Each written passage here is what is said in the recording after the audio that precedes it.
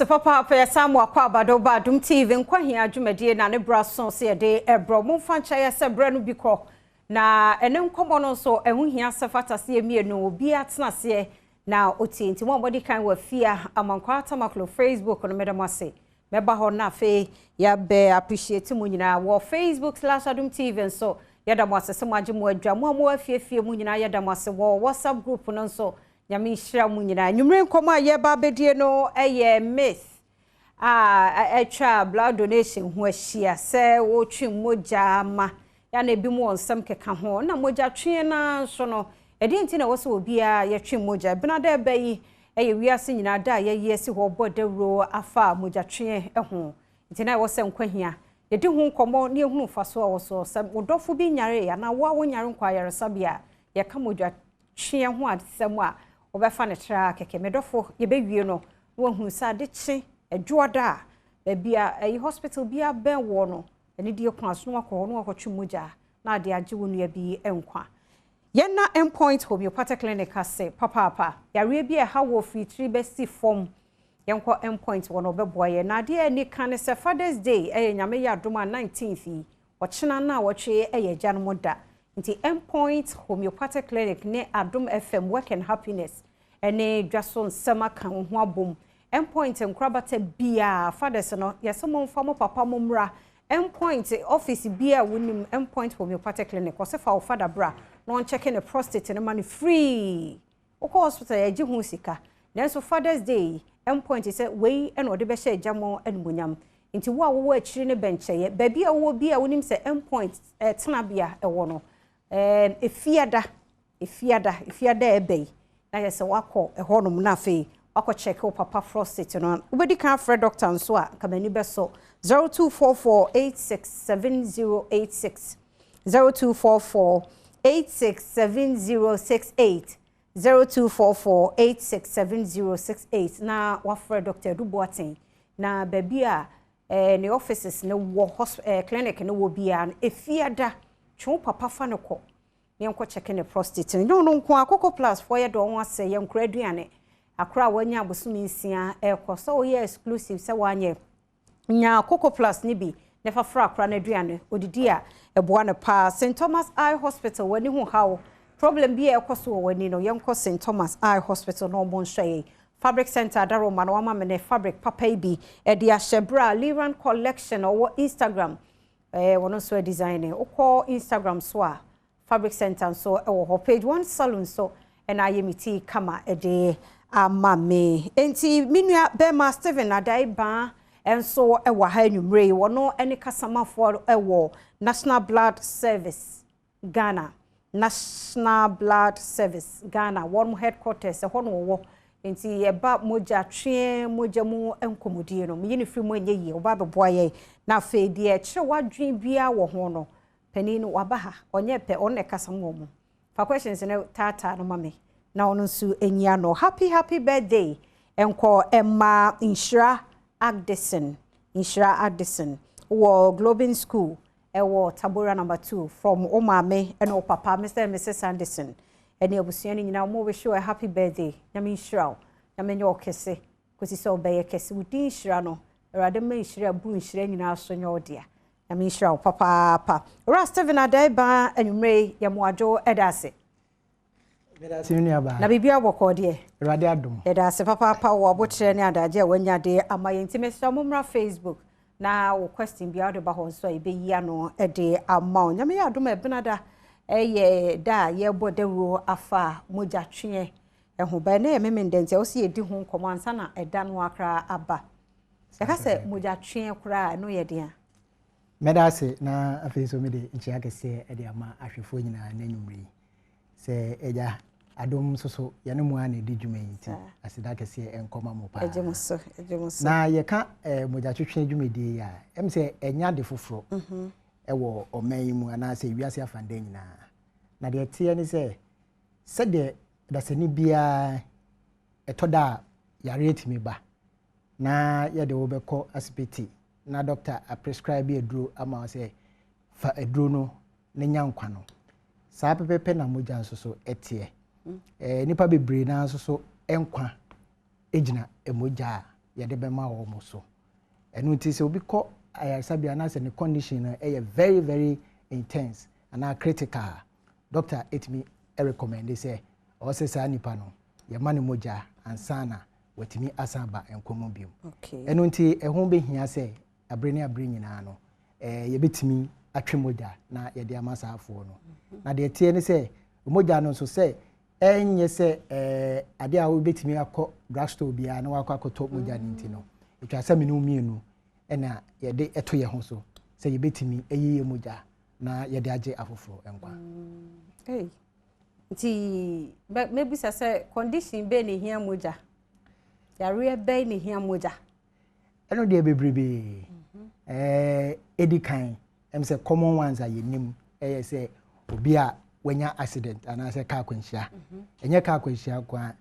sɛ wo fie na ebia wo yɛ aduane na gas wanya saa kwanhyia no ne na ahyehye ne saa ne oma no uhia mogya ɛna afin so obi a memfa ne sɛ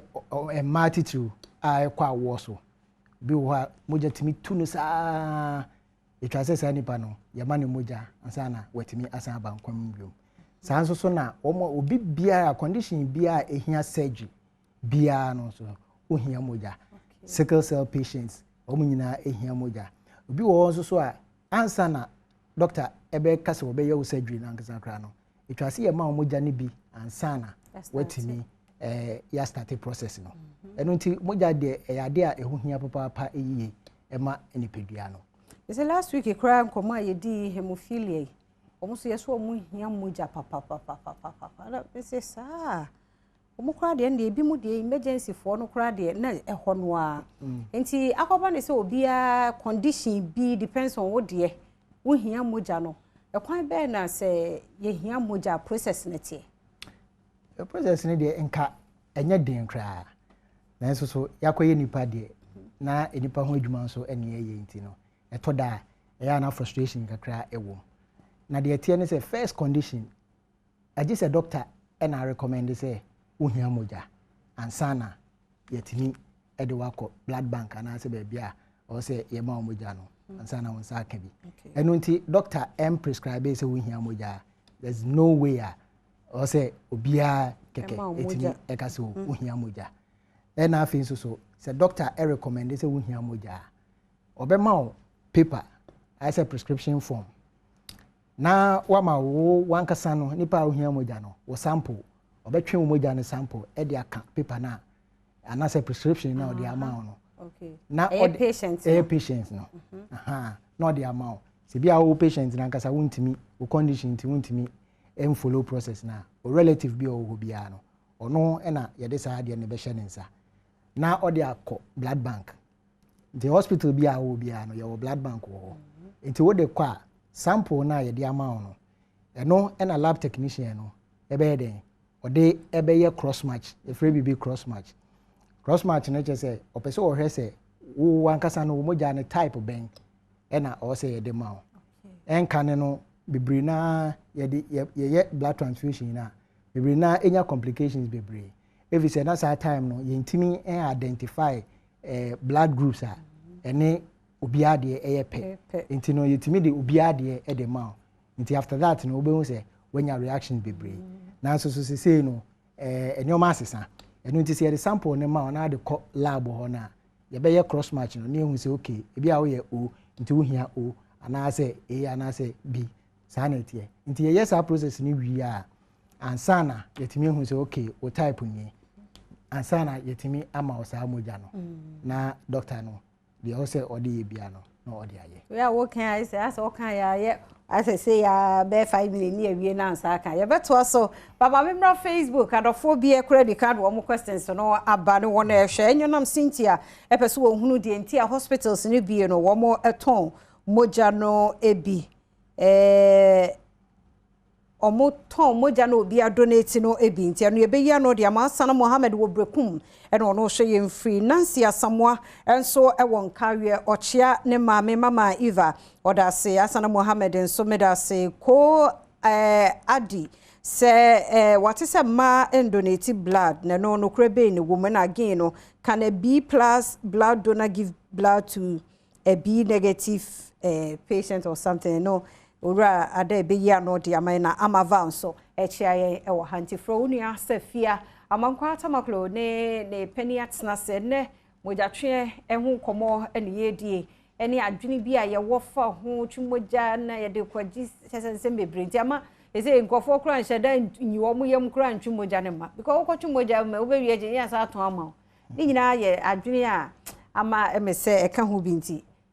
nkofo agya mojatwe ti ebedi nkomo ne be wie no ne bi asasa wo sa adwene bi bia no wasesa wa adwene nti eni owura Steven adai ba na edi enkomo enumre ofri National Blood Service na enumre yene no edi enkomo enti we mami musa we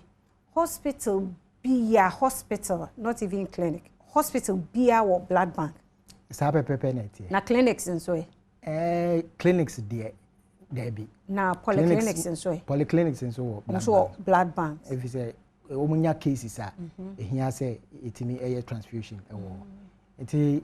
even private hospitals being so ho a almost ya mama license no mutimi blood transfusion enti almost so omo blood bank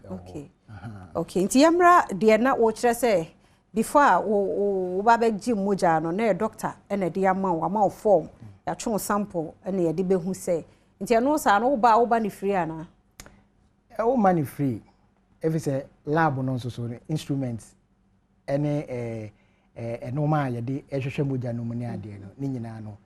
cost to the blood bank enti no yentimi enfama free sa enti oba cross match na obeye no so no ye je sika kakra ansa na wo wie a moja na ye de be ma no so no eno so wutua ho processing fee eno na bebre na enti ase enti wo se cross match no wo betua kakra eno ye de ahe wutua be se eno ye bia menka se bia consultation fee ana debi say I say wako lab bia say wo be se wo ye lab test na say hospital ya me consultation ti are na mfa eno ho eso blood banks na say de esiye adwuma na face eso doctors na ya say doctor actual prescription na de ko pharmacy akwaje aduro sa na etie tu kwa obeto okwa obetia okay iti utia na ye cross match na ma ni ehu match na ansa na de moja na nkasa na mfa processing fee iti moja na ye de be ma no eno so no processing fee ina obetia no eno ni ya chiremu a nipa bebre enti ase se ye to moja ye to moja ye nim se moja no ye very precious a ye ntimi emfa bo ento so you can't quantify it so nemum ye ka se enoma na ye de store blood no said the be blood ne e be crogen very wholesome for transfusion sa ne oma ni nyina no so no eye ka correct eno ntino ye ntimi nkase se bi o watwe moja ni free e de ama ye ntino wo ba o se ntimi e de ma free last dabane about 2 years or so ago e be hwehwe mu so mo processes e fam nyina any fridges are ye store blood ne ade electricity bill enya asem ketwa blood fridge na say 24/7 and I feel so normal say ye blood bags any normal ye de hwehwe blood no mu ne ade nyina no ye ka and I feel so for safety purposes eno nti no hu hia say wo de instrument ba ko ebeye edipa minu ho adwuma there be eno kra no WHO ma ye ho kwansa and a professionally no so enye good nti instrument bia ye de adwuma bia na eye 1 to 1 nti you can imagine the cost blood ba ko aye betwe no cost e wo ho no e do so bebrebe eno nti ye be sro man for say wo ba ase se otua processing fee na eno nkyere se ye eno ye say processing fee no currently kolebu ye ho ye 120 cedis 120 ba ko other facilities ah so bia na price eso bia na price se na yesisie beba mu de tie ni say ebi mo eba yaso ye ho normal be famoja no edeko ebi mo as far as nkoko takrade ni ade omo nyina aba ha at least oba no so transportation na no dia so yes a wanya de so enti no ye ntimi enye ne standard enti na e wo problem no but am say mre be ba ye betimi standard because me ba kolebu na 120 na bedu takrade na western north wo baby na kodu 200 na even akra no facilities bi wo ho a omo charge be 200 nti ene no kan si so se blood no processing fee no ye ni fixed price ho there be ye ni fixed price bia ho nti se be wo ko ba bi na se omo de no ebo no e chene de kolebu ye je na o se o ti ase if say omo so so no ye nhye da enim processes are other ja twen no wo ko to mo nti je se ye to mo ja no mebo a oh ye say yato to ye no ye nka say ye ton moja every say on ton ba ye tua kan sa na ye je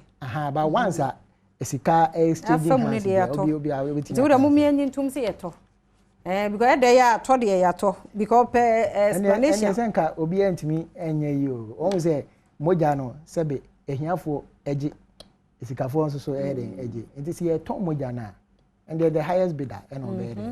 obenya say process na ye de ye ya be moja no nti me hwe wo ka process de nti say na ma group no ya na wo hwe moja twen na ewo ho no groups be na edoso na ho amuso pa na demand no so de he na ye high universally na ya ye ka say o blood groups no o positive o negative omo na edoso especially o positive no omo na edoso pa na eno so na ye hia ne kese o positive no because in hwemu kire say o positive no etimi edema almost all the groups okay enti no ye hwe so a sa moja no e content o positive enti say be ebi obi be ba na say o hia moja say bia say moja ni ho eno nkire say bia other groups no ebi ni ho na mo we bia sa type no eni ho enti no eno so em say one for NTS ya papa nti na tem bia bia beti so blood shortage na particular group no if you say eno na enipa dodo na eden ehia ne mo say o chem say o positive ho taye den pa na eno na demand no woso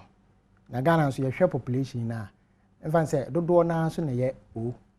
positive no nya de but enye sa dodo na so ene donate nti ka krebi me say 1% of that population bracket no 1% ene etimi donate which is very very inadequate nti no ye be sure man for o de forget about all type no type bia ewo dwuma bia edi eno nti bo modin a na o de fiu pemu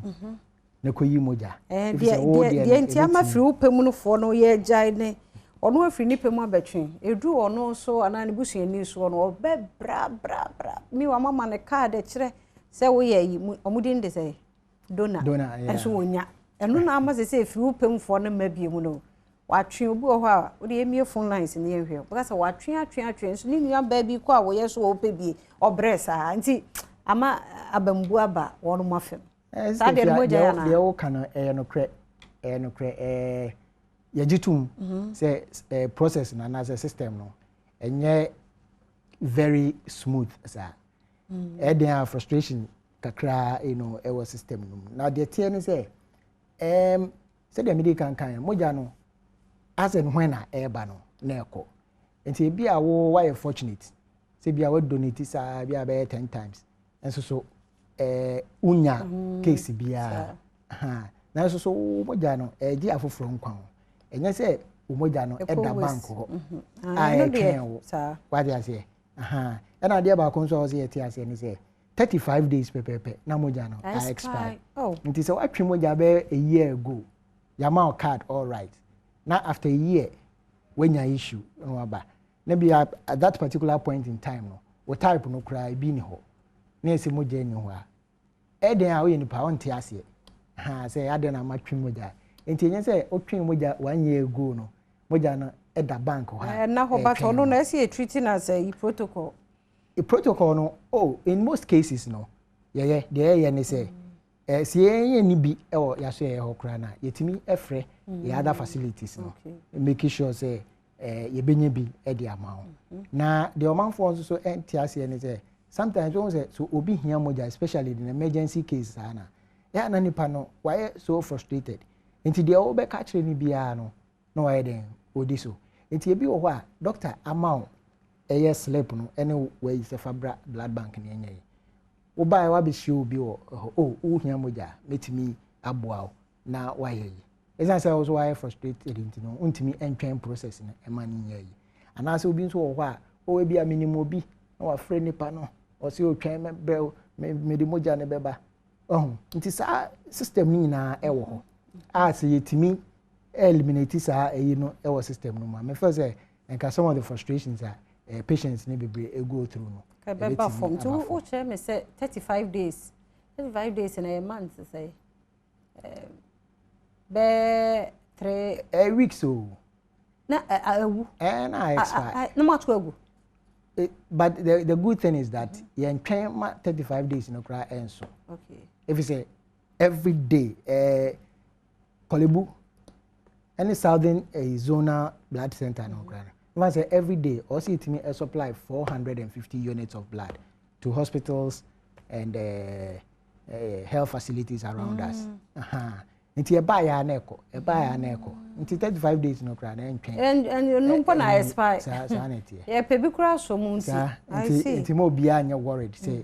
ne blood no nti se see currently ya wo ho yi ye wo bi ho enye that bad, but like we always say there will never be a time where you be say o ye nya moja dodo a yen ka mo man for entry moja nti me ne wo ka say me ntimi nka say no situation ni ye ana say but the tie ni say at least the dey air patient emergency cases na asani dey available na mo e bia na type no na e bi eni ho nti type na dey shortage ne ba no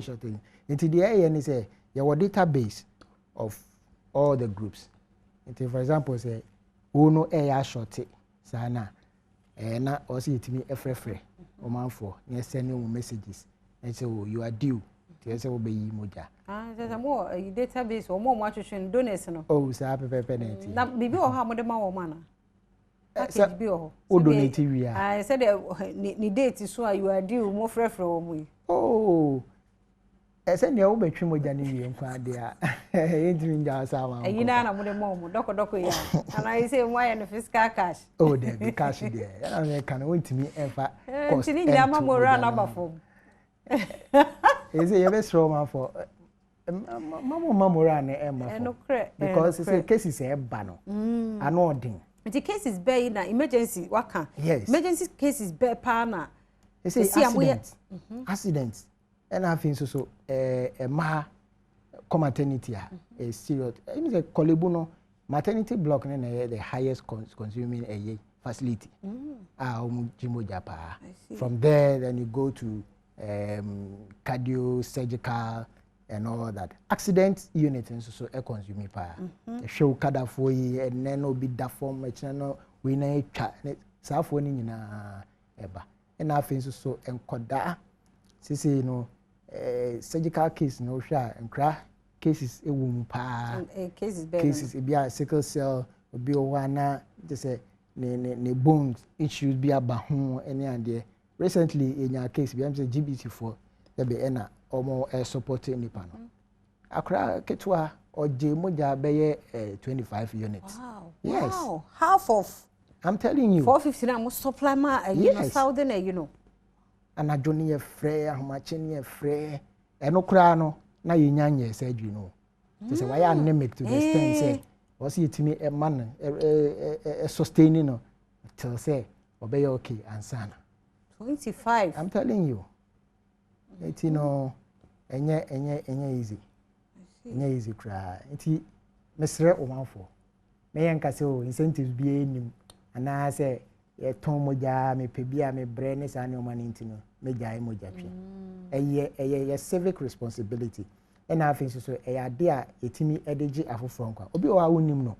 enso so udonate a etimi ekokoje sa nipa no enkwa dachi bia so me feel say ebeye nkrahye ede ama safo no enu nti na eduru wo blood na de a ede si wo say ye da voluntary donors nyina ase na afin so ya hye ye ho nkran se wo man se aban ede ne ye afa ho se ede ne wo se yetimi eye na blood donation no ebeye appealing to the general public is what I say obi o wa mebo corporate organization so abaso multimedia mutimi ede bisi ho na ma organize blood donation na ma for obia ba be yi moja a very good thing am first also yetimi ehemu kena on the 14th ebe enyimako be bre na omo so omo de boa oman ne se omo ne omo djuma yefo nyina so ebe den ebe yi moja ntimi ne wo kase ye wo about 6 centers on the 14th Tuesday no blood donation cost wo ho eti baby bia wo bia Accra ha other centers other regions so cost wo because a world event a national event nti Accra ha no they metimi abobo so glyco office no wo airport around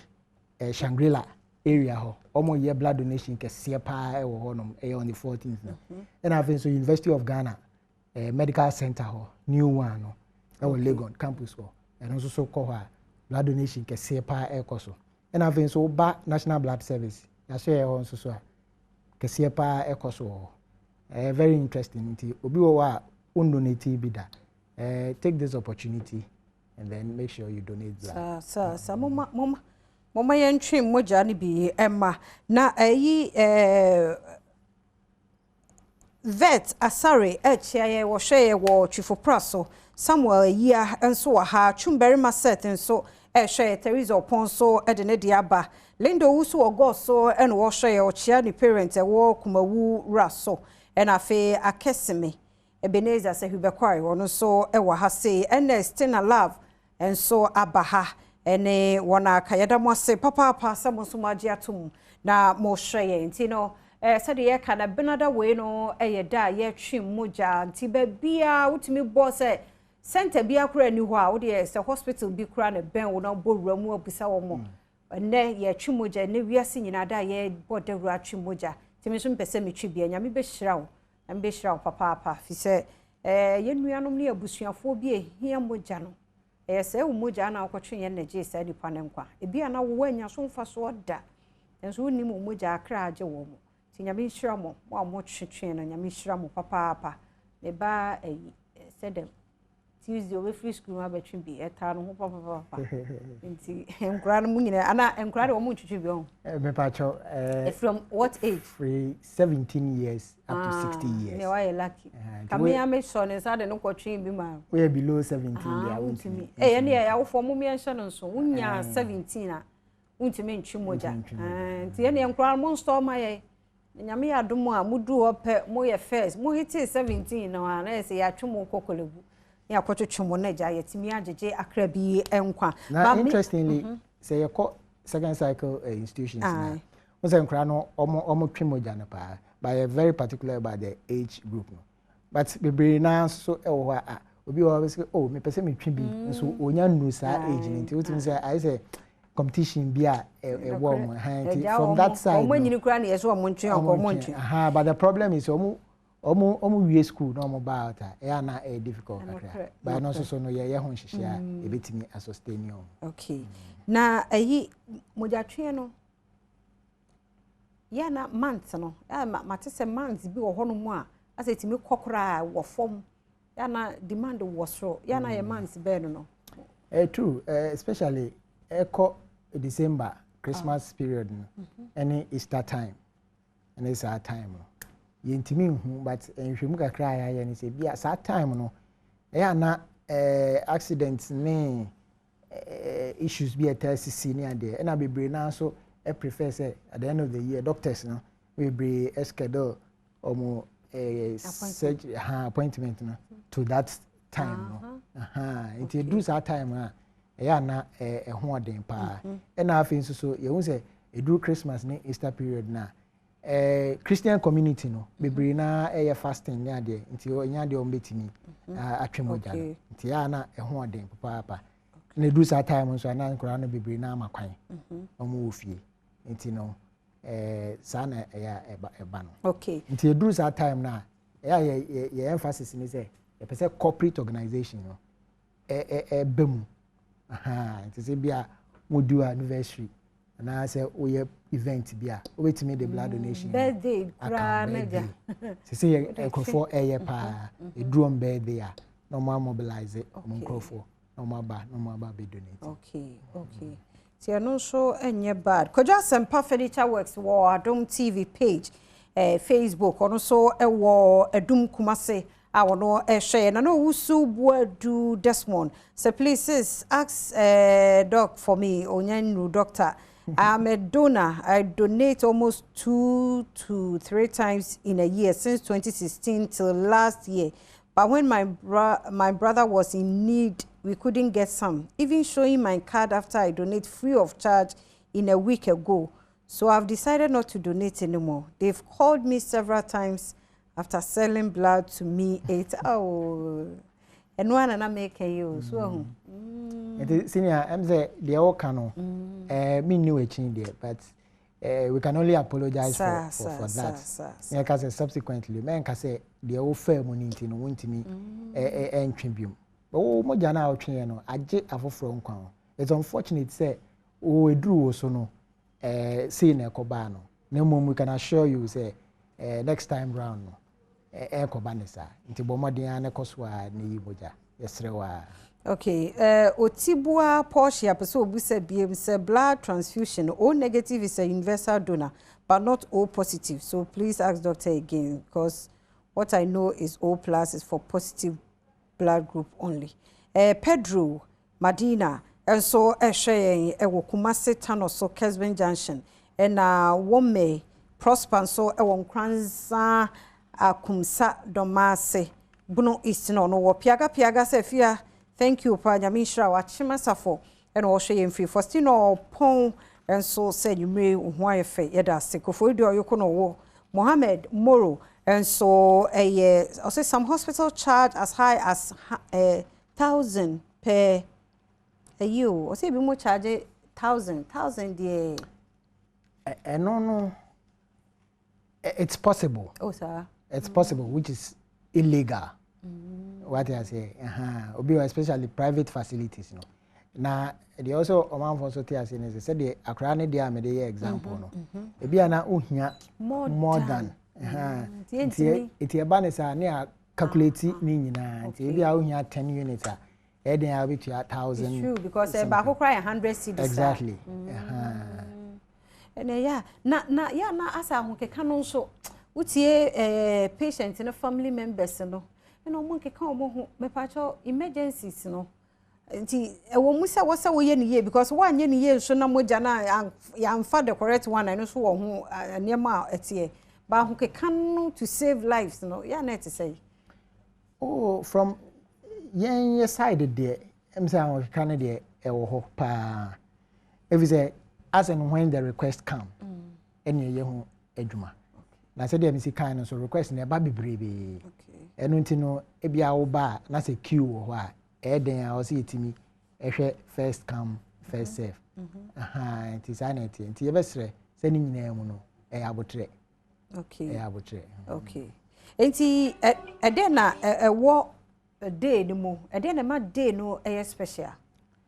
what blood donor day no the man is special pa ni say ye de kai voluntary donors. Okay. One will say, say the medical kind of yentimi entua omka. Obi bia we donate blood the bia no e ade why adwuma kese pa de abo ma in Ghana. Eno nti no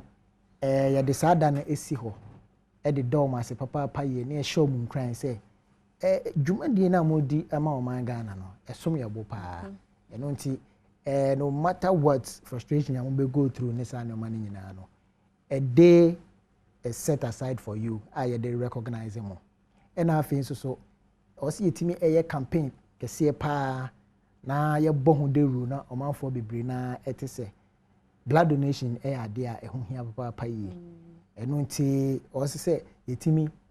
donate moja no say ya donate moja na enipa bebre na dodo na na behwe wo nkwa ba mi musa we kura ansa na me rafi obi betimi age moja nti say apemfo yi say enso bedro no show bia na nyame adom yetimi aye say apemfo no ye de to ho in case of emergency nti nyame adom ye nya ehia eno no mberete ni yesika nana oh yes ye de moja ni bekofi Debbie yemfa Nkwa Hia ode Nkwa Hia akwa ye de kogu ye kodobo no enuti ye protocol e wo ho ni se ye ma receipt I just say we tia processing fee ni ne na se moja no wa nyusu a fa receipt ne bra ni refund osika na e ma ba bebre na kolebu ba bebre na enye yi emfa ma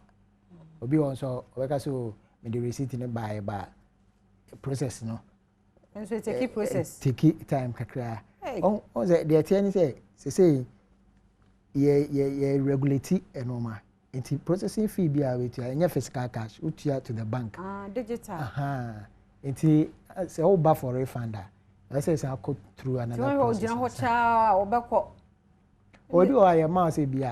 3 days or a week time no about be refund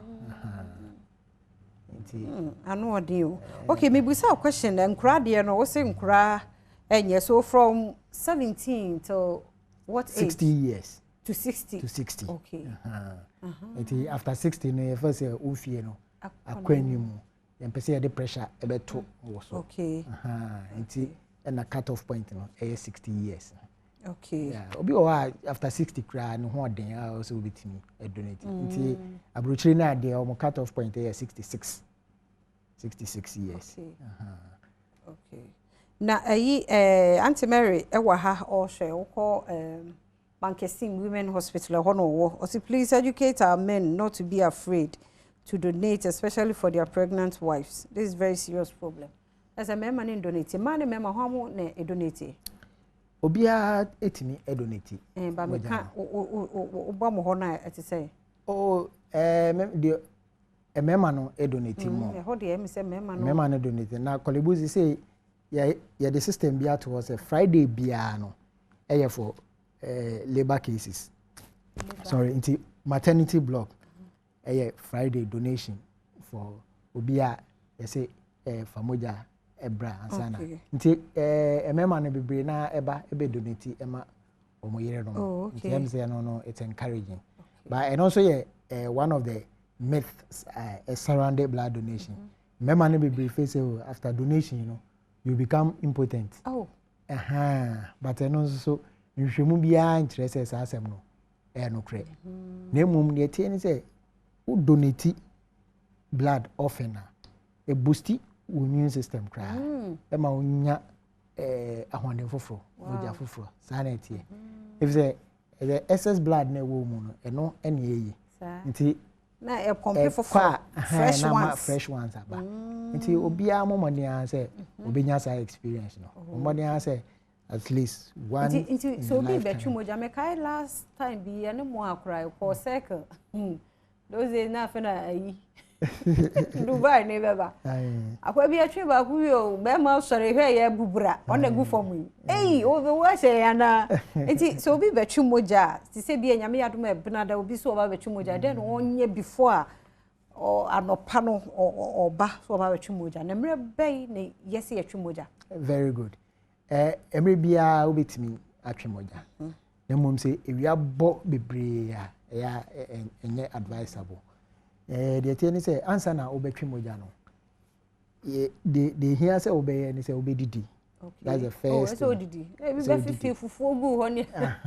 ba nkwa no pa most cases ni say when you dia no na ya onya reaction okay say so didi heavy sana opacha no enye too heavy na mum o breakfast sana pa na obetwe moja na say o breakfast koko ana say bia opebia obetimi edi say bibi ko body no okay now ban so a ye dey offer some clinical questions mu form bi ho e be bisabisa nsem bi we gia no nyina awia na che say wa pass say o say wetimi atwe moja okay na obi ho a say be obi hu say achede bi wo ho a say o twe moja ni wia ye de be mount no usually on kan okre e wo form no so nti oni ndi ye kra be ka say o medidi si ebe twi moja na ewie no be hu na wenya reaction kakra nti ebe stress se wo ba na se the form no eto ho na ebisa o nsem bisa no e wo form no so abomoden a se obeyi ano pepepe e de amayen se de ebe ya ye nyina ye ho beto yen okay Enti se ɛhɔ no a no se me didi wo me fie a me ba hɔ no mo dia mo nya me hwee. Oh, ebi wo hɔ a organizers no etimi set it up baby. So we need ya etimi ma oduane di. Okay. Ansana wa betwe moja no. Aha. Okay. But se wa fie ekɔ ebi a health facility bi se wo koyi moja di abomode an se obedidi ansana. Okay. Okay. Nkwa Hia na uguso ehwe no ma bene wa se me manage TV na aboso hwe match den yese mu release mama no se me ma de mo hwe amufa mama na omo hwe me uncle inspector chief inspector redu ono so ne abusia no ehwe na fe da set fori nso wa chumotezi di ono so ne abusia no ehwe nti friend say kwa Mrs. Ofori Sandra yama free monso ami acha ba fe ti congratulations yama nkoso nhiraw no mo ne amofra no ho ban na fe enenso ye sofo ba say ya sofo awade ne yekoye no ho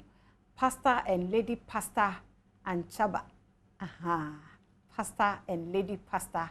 Mrs. and chaba yama nhira ma ware no so no nyamo kese mo amofra achi ne benche e ba yo bo asefo ne ade yesho se ba na nyame adom nti munyina makwa akodu yera mo ase se adepachi na mote Adom FM numedi kan na na se yaseda and on behalf of pastor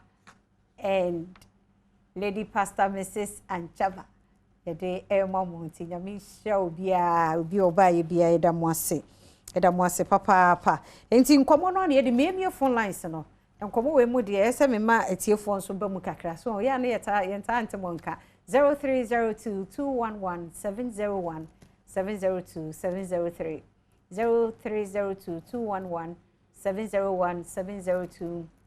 703 Mr. Shannon so Father's Day ba ye din dika obi enne obi ka chere me say na Father's Day ni yetu aheda na say ekoso na me say ekoso say na menti na so one you are refusing to listen or to see or to hear ever so oh yetam na so awrade enti na me say efiada way Mr. Endpoint Homeopathic Clinic natsna ye bia wonim say yetachiman say yekuma say takrade say spinters and answer tema Mr. kohonum fa papa ekọ ne ko check ne prostate no onyo hwe fa no ko no ko check prostate no se bibia eye kama work and happiness ye ne live was spinters ifiada and adwason samsom ye live for honum ti for doctor was 0244867068 0244867068 inchomu bia for number no na Dr. Boatin be ya no eje ama free prostate screening ya chemo Father's Day Friday but Father's Day near Sunday but Friday Endpoint office bia na clinic bia onim no ko ho se afia ene se yemra yampa o yen free e de amomonti de Dr. Duboatin ne Endpoint nso be ya boa yen e wo Father's Day mu eno no ntie da na se papa ora adeba ebra no aso enti ehe sentence ne fa na ebnada no ye we no yo said America kan no oko glyco for office ye wo airport Shangri-La side ho na blood donation kese pa ekoso ho sa so na oko University of Ghana Medical Center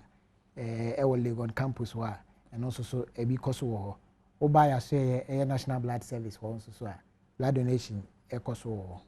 nti bia betimi akọ sa centers nyina na watimi akọ moja okay nti mo number ne de enya ho aja mo ni number nti eno ano no ebnada number ne de betimi e de atuja 0244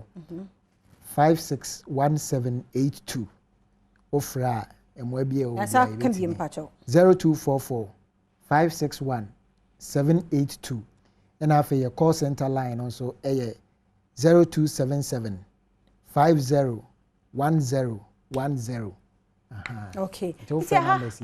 eno no me da se papa Paul Steven Adeba ye PRO de ma National Blood Service Ghana and enwumre wabani abedi enkomo ehuhia se me ye sure so one session my answer be wantimi answer ni nyina pa ofre number na one obedi nkomo me di afia amankwa tamaklo me da Premtobre Audrey Sarah opare me do mo se papa ebi me da se uja camera na chi analyzing so ye makeup no so emma ye wa wo hwe nyamisha Endpoint Homeopathic Clinic Coco Plus St Thomas and a fabric center page 1 Liran me do mo se papa read for gold me da se papa seja wo de wo support me ye kwa de pachi ye be hia ahosepe extra etwaso